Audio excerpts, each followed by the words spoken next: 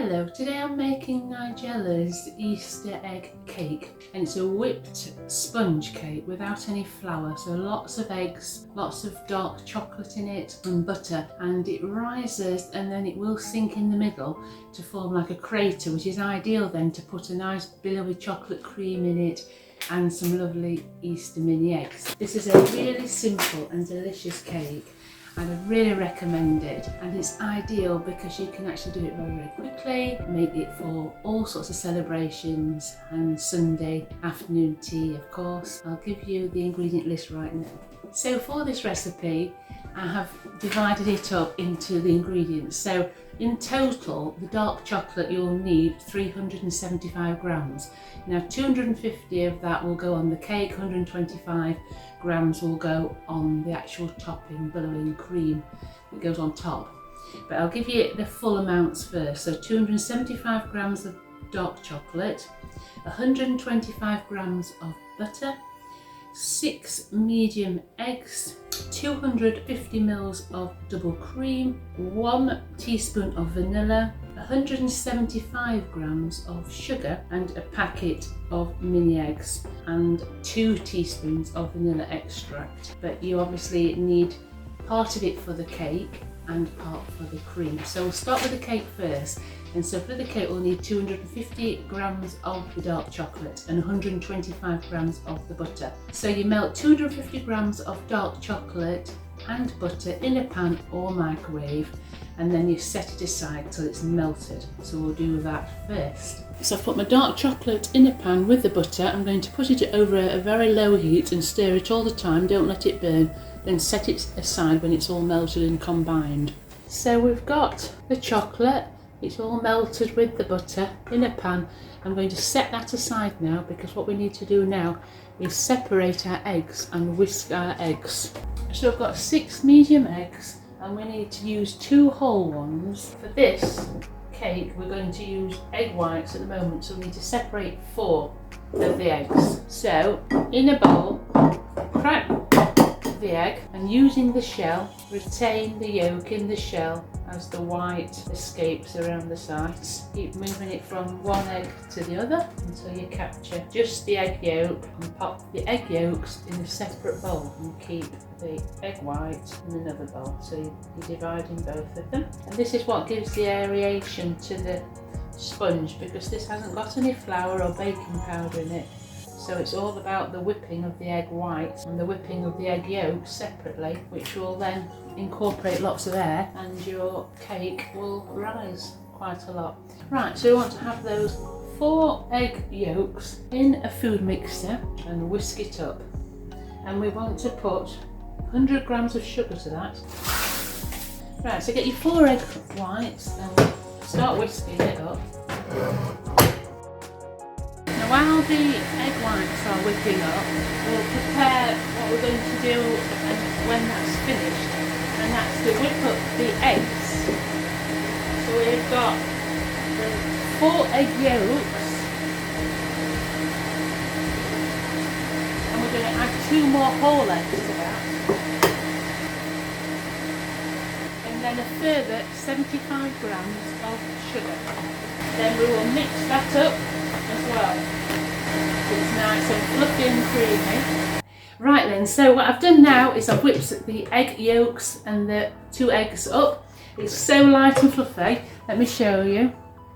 Okay, really lovely and aerated. So what we need to do now is incorporate the dark chocolate and the butter that were melted over the hob. And of course you can actually melt your dark chocolate and butter in the microwave, but I've done it over the hob of course.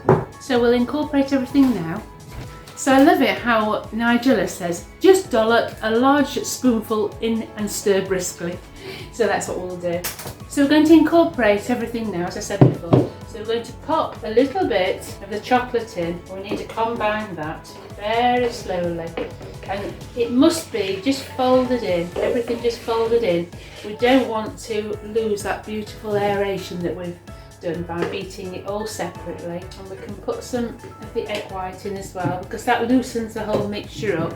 You're going to make it slightly runny of course. So at the moment I'm just incorporating it all. I've got a little bit of the egg yolk mixture, which has gone a beautiful white colour, incorporating also the egg whites and just really slowly folding it in.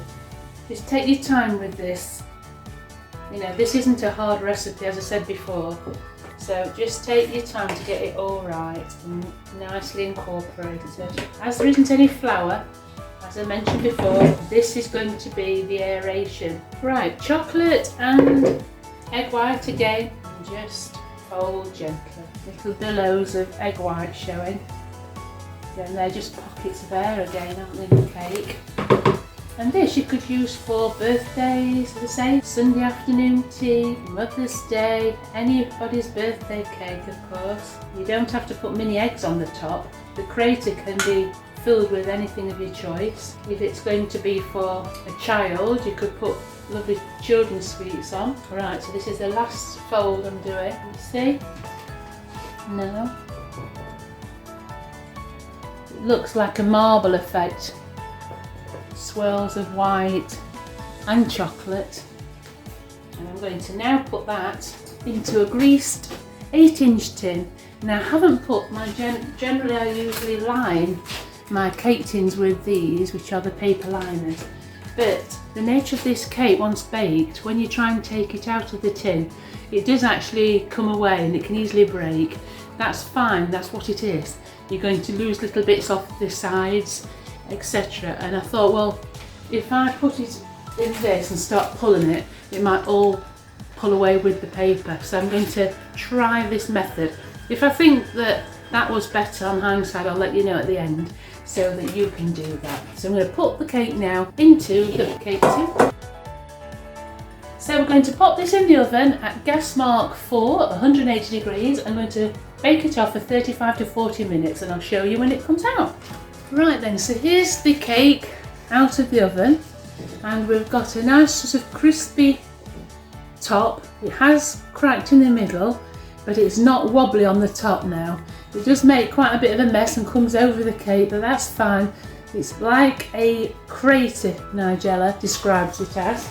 The sides may splinter, the cake will be cracked, and the centre should no longer be wobbly on the surface. Cool the cake in a tin on a wire rack. You will want this to look like a cake with a crater in the middle, so it will sink in the middle, so don't panic. It's not like other cakes. Cakes that have flour in them, obviously they will stabilise, and this isn't. Okay, so we're going to let it cool in the cake tin for quite some time. I think it says about 10-15 minutes, and then we'll try and get it out.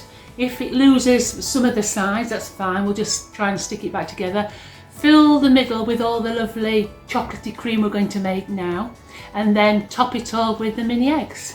You could use Cadbury's flakes, you could use Smarties, any sort of nice chocolate or sweets of decoration, however you want it. Okay, so I thought I'll just show you that. So as we're talking now and it's cooling down, that cake is slowly going in. Can you see? Since I last showed you, it's dipping in the middle. So you'd think it was a failed cake, wouldn't you, normally?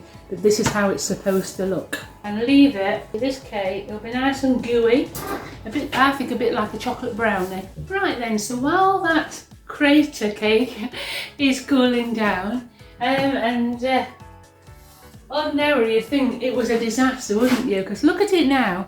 That's been in about 7 minutes. It's already gone really, really low, hasn't it? And you know, you'd think, oh my goodness, that's horrendous. But this is what this cake's all about. So while that's continuing to cool, I'm going to get on with the chocolatey billowing cream that goes on the top of it, which really makes it absolutely delicious.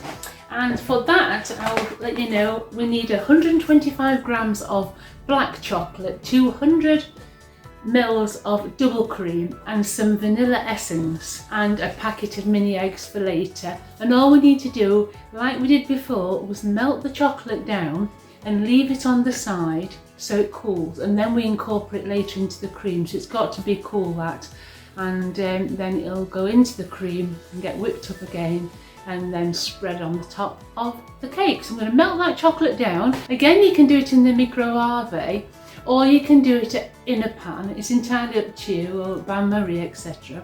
I think I will do it in the microwave so it's better, but when I'm actually incorporating the chocolate with cream or butter, I'll do that over on the stove, and I'll show you that process shortly. And if you're wondering why I say microwave, it's because in one of Nigella's episodes, that's what she called the microwave. And so as we're doing my Nigella's recipe, I thought that I would obviously do what she does as well. Okay, let's get going. I've just taken the cake out of the tin. I'll show it you. It's still on the cake rack. Okay, so you can see you've got like a crater inside, haven't you? And that's going to have all the cream in. As it cools down, just make sure you just try and make sure that the sides are okay. Bits will fall off, you see, so if you can just put them back on, because this cake goes a little bit harder as it cools and it'll go more solid, and hold the cream inside then, but it'll be nice and gooey still, like a chocolate brownie, so it'll be really nice. So what I've done, and it was 40 seconds in the microwave to melt this chocolate down. So melt it down and just giving it a really good stir and let it cool down a little bit now, because we're going to incorporate that into the cream and vanilla essence. And if you'd like, I can show you how to make vanilla essence. If you use a lot of vanilla essence in your baking, then it may be prudent to make your own, and it's very easy. And obviously vanilla beans are expensive, but you have to invest in vanilla beans. But then you can extract that vanilla flavour, and also when you've used your vanilla beans to make your vanilla extract, you can then go on to flavour sugar and have a byproduct from that process and have vanilla sugar. So if you'd like me to show you how to do that, please leave a comment in the comment box, and I'll gladly make a quick video on that, because it's a very simple method, but very, very cost effective if you use a lot of vanilla. If you don't use much vanilla essence over a year, then it's probably best just to buy yourself a decent vanilla extract or a high quality vanilla essence. And this one is a Madagascan vanilla extract that I have purchased. I think this one, not quite sure which supermarket it's from, but they all obviously have these products in. And the more expensive vanilla product that you buy, the better and more intense the flavour. I have bought many a vanilla paste. They're about £6 for a little container, but that's very intense. And it takes a lot of vanilla pods to make these products, so you know, you've got to understand that you do have to pay a lot for it. You've got very, very cheap vanilla flavourings, but they're full of sort of chemicals, and it's best to have all the natural products, of course. So like I said before, 125 grams of melted plain chocolate, which we've done, and then place it in your mixer with the whisk attachment on, your pot of double cream, and it says 250 mils of double cream. So whisk that cream up until it's firming up, and then you will then add your chocolate and your vanilla at that stage. So let's get that whisked up first, and I'll show you what it looks like before we add the next bits in. Right, just to show you what it is like at the moment, it's kind of what they call still runny, but it's starting to firm up now. And you see, a little bit of thickness to it. And that's a time when it would be good to start adding your chocolate and your vanilla. And then what I'm going to do is start whisking and let this pour in as we whisk it.